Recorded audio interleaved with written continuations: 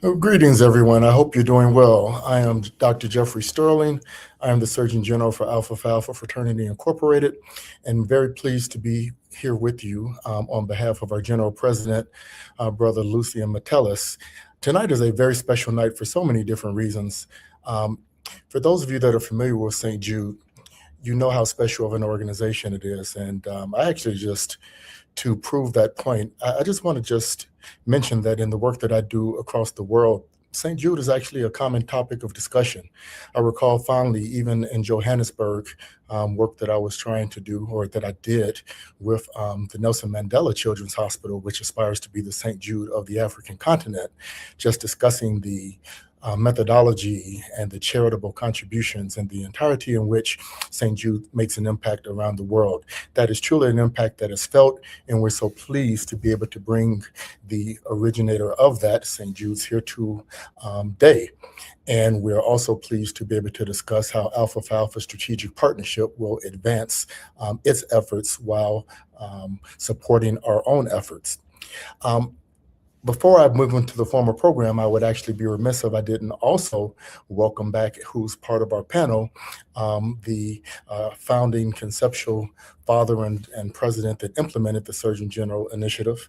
And I'm honored that he brought me on board 6 years ago with the deputies to serve in my current capacity for Alpha Phi Alpha.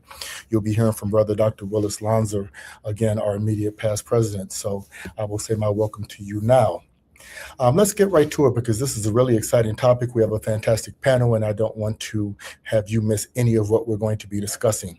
The moderator for tonight is Alpha Phi Alpha's Deputy Surgeon General for Dental Health, and he's been that now for 6 years. He's one of our originals, obviously. He received his DMD degree from the University of Kentucky in 1977, joining the U.S. Navy following dental school, where he served 30 years on active duty, completing a fellowship in endodontics. He served as following that retirement, he served as an associate professor and chair of the endodontics department at Howard University for 12 years, retiring in 2019. He has a ton of awards, and I never will go past an introduction of him without pointing out just how fantastic his career has been. On the military side, his awards include the Legion of Merit, the Defense Meritorious Service Medal, the Navy Meritorious Service Medal, the Navy Commendation Medal, the Global War on Terrorism Medal, the Humanitarian Medal, the Expeditionary Medal, the Navy Defense Medal, and the Sea Service Deployment Ribbon. Inside of Alpha Phi Alpha, I need say no more other than he has been Alpha Man of the Year in 4 different chapters, and for the Eastern region of Alpha Phi Alpha, earning that award as the Alpha Man of Merit. Brother Smith is again the inaugural Deputy Surgeon General for Dental Health, and he's going to introduce the rest of our panel and steer us through our conversation tonight. Thank you for all that you do. Thank you for all that you are, and welcome, and let's have a great show. Thank you very much, Brother Dr. Sterling. It is good to be with you all. I want to say welcome. Welcome to our panelists, and welcome to our guests in the audience out there who are tuning in to hear this very exciting, enthusiastic presentation on St. Jude. So I am, as Dr. Sterling said, Dr. Langston Smith, Deputy Surgeon General for Dental Health, and I welcome you on behalf of our General President, Brother Lucian J. Metellus Jr., our Board of Directors, our Surgeon General, Brother Sterling, and the Deputy Surgeons General of Alpha Phi Alpha Fraternity.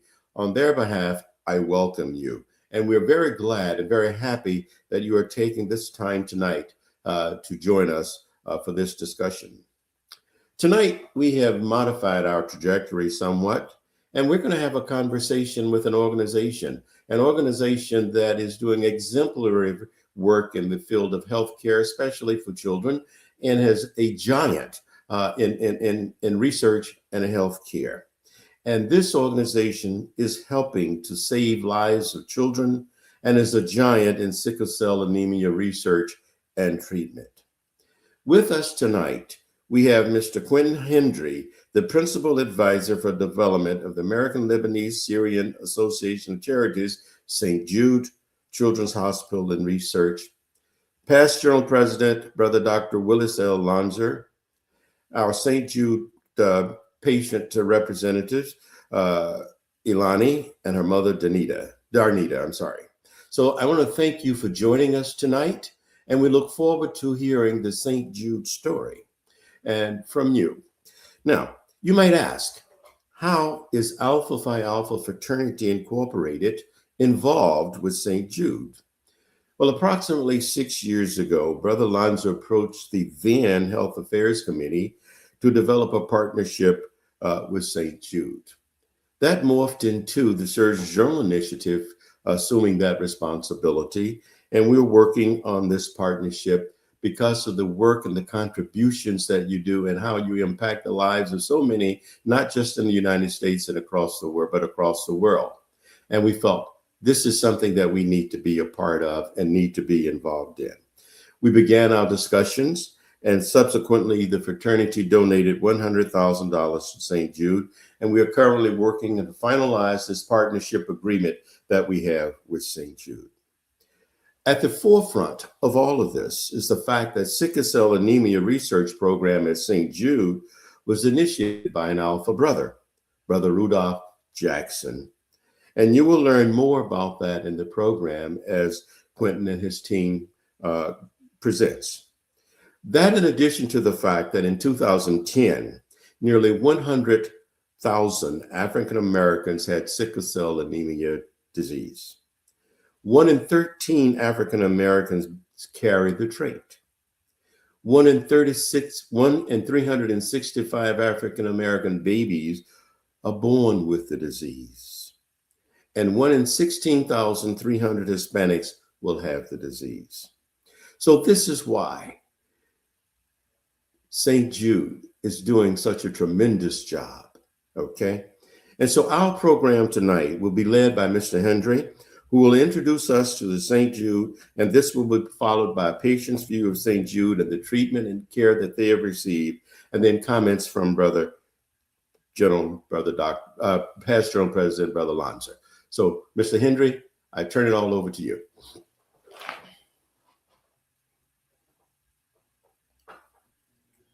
Thank you for that, Dr. Smith. Making sure that everyone can see my screen. We are good to go. But good evening to the men of Phi Alpha Fraternity Incorporated, distinguished guests and viewers. I am Quentin, Hendre, an advisor for ALSAC St. Jude Children's Research Hospital, where we are finding cures and saving children, not only within the United States, but around the world. I bring greetings and gratitude from Memphis, Tennessee, the home of St. Jude, where I've served the mission for nearly 9 years. Thank you to General President Matillis, Dr. Smith, Dr. Lonzer, Dr. Sterling, and all other dignitaries for allowing us to join you all this evening. I am accompanied by St. Jude patient Elani and her mother, Darnita, who you will hear from shortly. Alpha has a deep history, as Dr. Smith mentioned, in the support of the St. Jude mission, and I'm excited to share a little bit more about that. The mission of St. Jude started with a prayer by our founder, Danny Thomas, who was a struggling entertainer trying to find his way in life, and made a promise to St. Jude Thaddeus, the patron saint of hopeless causes, that if he helped him find his way in life, he would build a shrine. That shrine is St. Jude Children's Research Hospital. And before St. Jude opened, Danny Thomas and a group of his friends canvassed the country for 5 years, raising money to open St. Jude, where they formed an organization named ALSAC, which stands for the American Lebanese Syrian Associated Charities. We are strictly the fundraising and awareness organization for St. Jude. Whenever you see a commercial, a billboard, you may walk into a store and the cashier asks you, do you want to make a donation to St. Jude? Or you may have had a chance to attend an event. Our team is responsible. Then you have St. Jude, the world-renowned children's hospital and research institution, where patients and their families, along with doctors, nurses, scientists, and all support staff who bring our mission to life with treatment, care, and research. 2 separate entities that serve one mission. Our mission is unique, and many consider us to be the heartbeat of pediatric healthcare and research. Yes, it is true. Families never receive a bill for treatment, travel, housing, or food. Yes, when our hospital doors opened in 1962, the overall childhood cancer survival rate was 20%, but today it is more than 82%. 85% of funding comes from generous donors and partners like the men of Phi Alpha Fraternity Incorporated. It is also important to note that we freely share all of our discoveries and research with the world. We are far from stingy. Not only do we treat for childhood cancer, but our dedication and progress towards our efforts with sickle cell disease is a priority for us as well. In fact, that is what helps fuels me to serve the mission. I do not have sickle cell disease, but I do carry the sickle cell trait. Growing up, my mom would always say, ask if your partner has sickle cell trait. And at the time, I did not understand the depths of why she would say that. And it wasn't until I joined the mission in 2017 that I began to learn more about the disease and how we have been intentional from the beginning in the progress towards treatment and cures for the disease. St. Jude has one of the largest sickle cell disease programs in the United States. The first grant the hospital ever received was for sickle cell disease. In 1983, St. Jude patient Kimberlyn, who had both sickle cell disease and acute myeloid leukemia, underwent a bone marrow transplant, which originally prepared to treat her cancer. The procedure also cured her sickle cell disease, and she became the first person in the world to be cured of sickle cell disease by way of bone marrow transplant. We later published results showing that hydroxyurea, a medication to help reduce the frequency of a painful crisis and the need for blood transfusions, is safe for infants as young as 9 months. And in our latest progress, St. Jude scientists found that patients with sickle cell disease who receive gene therapy experience a return to normal blood flow in the brain, which will help prevent strokes in the long term. Now, there have been many people to help drive our efforts with sickle cell disease over the course of our history. And one in particular is Dr. Rudolph Jackson, a pediatric surgeon and early faculty member of St. Jude, who formed and led our sickle cell program for several years. Oh, by the way, he was a proud member of Phi Alpha Fraternity Incorporated. Again, the brothers of Phi Alpha have a deep history of impact on the St. Jude mission. Now, I will stop talking and pass it along to two people who have been directly impacted by the mission. Please give a warm welcome and applause to St. Jude patient Elani and her mother, Darnita, who will share their journey. Thank you, Elani and Darnita, for taking the time to be with us. I will pass it to you. Thank you all so much for having us. First, I must say it is an honor because my father was a member of Phi Alpha Fraternity Incorporated. He pledged at UT Chattanooga, and he was also a nurse. So this is like a full circle moment for me. But I thank you for allowing us to be here. I knew when I was pregnant that I had a 25% chance of having a child with sickle cell because her father and I both possessed the trait. But the first 10 years of her life, I navigated without St. Jude. So that meant doing my own research, finding my own doctors that could help us. And because sickle cell does not have any outward physical signs, sometimes the disease isn't taken as seriously as it should be. That being said, because there are no regular childhood illnesses when you have sickle cell, a fever of just 101 was an automatic admission to the hospital for us. So we spent many, many months in the hospital. Every 3 months, like clockwork, she was in the hospital because she had a fever, or I was checking her spleen every day to see if it was enlarged. Between the ages of 5 and 7 years old, I'm checking for signs of a stroke, which is quite typical for someone that has sickle cell. I watch for the yellowing of the eyes or jaundice. That was our sign that a pain crisis was coming. And when a pain crisis comes, it's debilitating.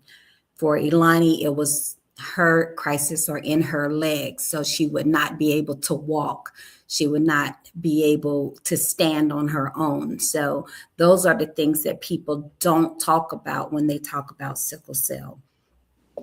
We are blessed that we were able to get on hydroxyurea Rhea early on, and it did make a huge difference in her life. We've done so many things to make sure that she was taken care of, but because we did not have St. Jude, we didn't even know that we could have St. Jude in our life. It was a struggle. She lived in a bubble because we were always trying to protect her from the elements. You can't be too hot. You can't be too cold. You can't fly. The altitude, everything that everyone else takes for granted, we were consciously watching every single day to make sure that she was not only healthy, but was able to have a piece of childhood. And Elani can take it over from when she was able to join St. Jude. Yeah, so I became a patient at St. Jude when I was 10 years old after we moved closer to the Memphis area, and it was completely life-changing. I grew up, as my mom mentioned, in and out of the hospital, so I was used to the typical hospital environment, but even then, St. Jude was just completely different. I remember my first day, I met so many people, and they became people that I know and love, part of my care team. And they all made sure that I felt like I was more than comfortable, but almost as if I was like at home. So throughout my treatment, my team always encouraged me to live a life outside of my illness. Like my mom mentioned, I had a lot of no's growing up. So it was, no, you can't play outside in the snow. It's too cold and it'll trigger a crisis. No, you can't go to dance rehearsal. You're going to tire yourself out and end up sick for the rest of the week. So instead of telling me what I couldn't do, St. Jude found ways to make almost anything accessible. My mom always encouraged me to advocate for myself, but St. Jude really strengthened my ability to do so. And soon I became known for being busy. My nurses always knew that I was looking forward to something like performing in a musical at my community theater or leading clubs and service organizations in high school or competing at choir competitions with my school choirs. But no matter what, I was always involved in something. And if I wasn't, or felt as if I couldn't, St. Jude always reminded me that I could, that there was always a way to make these things happen. And like my mom mentioned, I did get on hydroxyurea around the earlier points of when the drug became more accessible for younger children. But even then, because it was such a new drug and because it really hadn't been tested with youth so much, my dose wasn't as personalized as it could have been.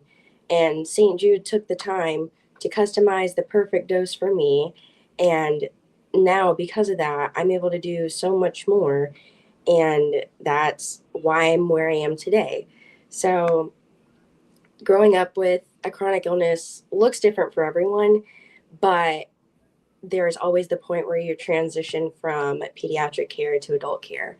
And it's really daunting and really scary, but St. Jude really held our hands throughout the whole process and made sure that I was with a team that I was comfortable with when I decided where I was going to go to college. So they never limited my schooling to just the Memphis area. They really encouraged me to go far and do whatever it is that I wanted to do. So right now, I'm more than 600 miles away from home in Charlotte, North Carolina, and I'm in pastry school, and I work as a baker, and I also have a food blog, and yeah, I'm doing everything I want to do. So my major is food and beverage entrepreneurship, and later on, as I get older and learn more over the years, I want to eventually own my own bakery. And I've had so many experiences in college now. I've worked at the Masters golf tournament. I've worked at all these different clubs and organizations, just huge, huge events that I never thought I could do. I never thought I could work in a kitchen in such a crazy active environment, but because of St. Jude, I'm able to pursue my dream. Yes, it's the holistic approach that St. Jude takes that makes the difference. It's not just treating the medical side of her, it's treating her as a whole person. So, if you have a little anxiety about moving away or your test coming up, they have someone that she can talk to. They other people in her life that help her with schooling, like she said. She's able to advocate for herself, and sometimes she wasn't able to go to class. So we were able to navigate how do we allow her to keep up with her schoolwork, but still be able to take care of her health. And when St. Jude stepped in, it allowed me to step back, and I became a mother and not a caregiver, not a nurse, not somebody that has to know everything about what's going on, keeping care of charts and everything else. So that stress that is taken away from parents when they're allowed to just be there with their child, and the money that is received, they put it to great use. The research, we've participated in several studies that we hope to help someone else not have to go through some of the things that she has had to go through, or to have a life as great as hers has been, because early on, we never thought she would go away to school. We never thought she would be able to do so many things that she's been able to accomplish. So thank you all for listening to our story. Quentin, we'll give it back to you, and we're here to answer whatever questions you all may have for us. Thank you, Elani and Barnita. I never get tired of or take hearing your story from granted. And, I hope the viewers really can feel and understand the impact that St. Jude is making, not only on Elani and Darnita, but patients around the world. And, I know we can be, a bit of aggressive in our ask and really pushing to, raise as much funds as we possibly can, but that's to attribute to impacts and to make impact like St. Jude patient Elani. So thank you for sharing your story. Dr. Lonzer, I will pass it to you. Well, it is just amazing to hear the story of Elani and Mrs. Bailey and her journey with sickle cell disease. Let me say that I'm more familiar with it personally, and I'll speak to that more at the end. But as a scientist, as a biomedical person that's involved in pharmaceutical research and global research and development professionally, it was empowering to learn more and more about the St. Jude story. I remember even as a child being a fan of Danny Thomas, but then realizing the philanthropic heart that this actor, this Lebanese man, and I didn't know his ethnic origin at the time, but to learn more about him and this incredible vision that he had, and to be able to see the power of not only in sickle cell disease, but also in cancer and other rare diseases that impact young children. It was amazing to see what it was done. And Elani, your story just makes me smile. And I'll keep my comments brief, as I know that it's always about brevity when we're having an opportunity to speak. But I'll say that sickle cell disease has impacted me personally. Growing up in Richmond, Virginia, the screening methodologies were not as effective and widespread. And I was a sickle cell trait carrier unknowingly, and married a sickle cell trait carrier. And one of my 3 children, that 25% chance that Ms. Bailey absolutely spoke accurately about, each time that you consider having children, my daughter is a sickle cell disease patient. However, like Elani, she triumphed and is now a first-year law student and on her way to becoming an attorney and an advocate in many ways. She's a Spelman College alumna, and it took a program, although she was not a benefactor directly of St. Jude, and it would have been really a conflict of interest if it was, and I'm glad it was not, because I did not want to personally benefit, but I saw the importance of the work of Dr. Rudolph Jackson. Even our discovery of the WIC program that Dr. Jackson was the champion of, that helps infant babies have a nutritious diet, the impact of that, and he was an alpha man and a scientist, a physician, is just humbling to be in the wake of his work and to see the great work that the scientists and physicians at St. Jude are doing. And I congratulate Elani. I congratulate her mom and her family for standing with her, encouraging her. And of course, Mr. Hendre, you go as an unsung hero, because the work you do behind the scenes, people don't get to see. But we realize that it takes advocacy and champions to move a program forward, and Phi Alpha and is a part of the catalyst of that. And I want to thank personally General President Metellus, my successor as General President of this august fraternity, the oldest fraternity, college Greek letter fraternity, intercollegiate fraternity for men of African descent in the world.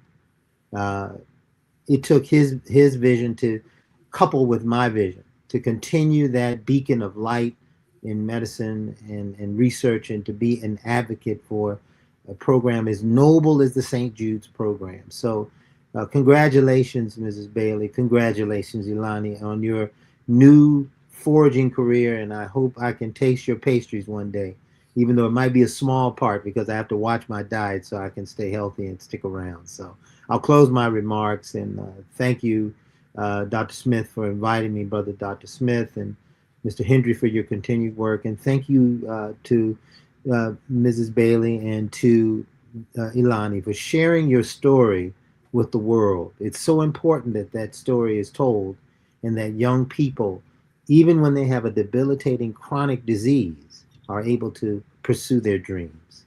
Congratulations. Right. Thank you.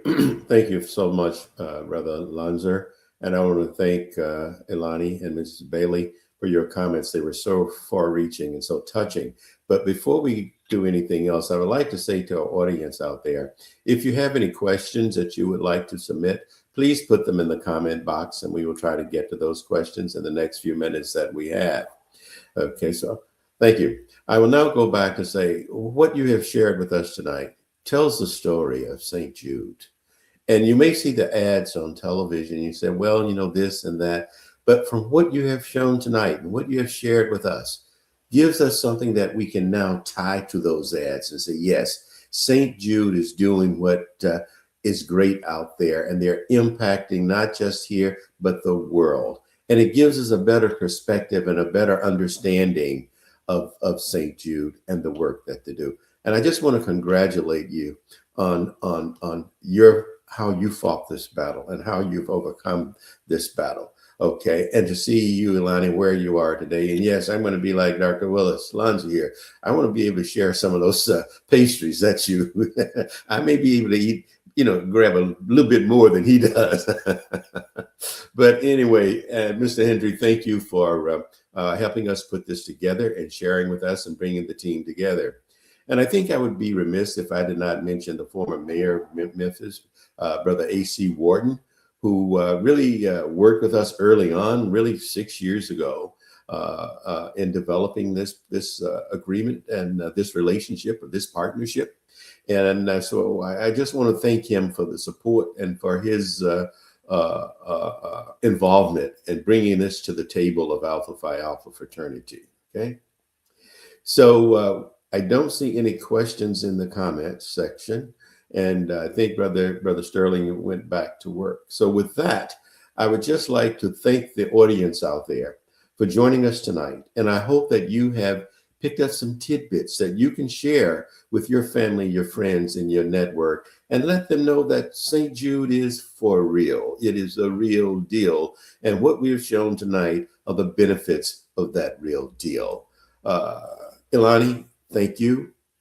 Danita, thank you. Quentin, thank you very, very much. This has been an enlightening conversation, and I'm so proud to have been able to help put this together. So with that, I would like to say good night to all, and thanks for joining us. Have a great evening and week. Thank you.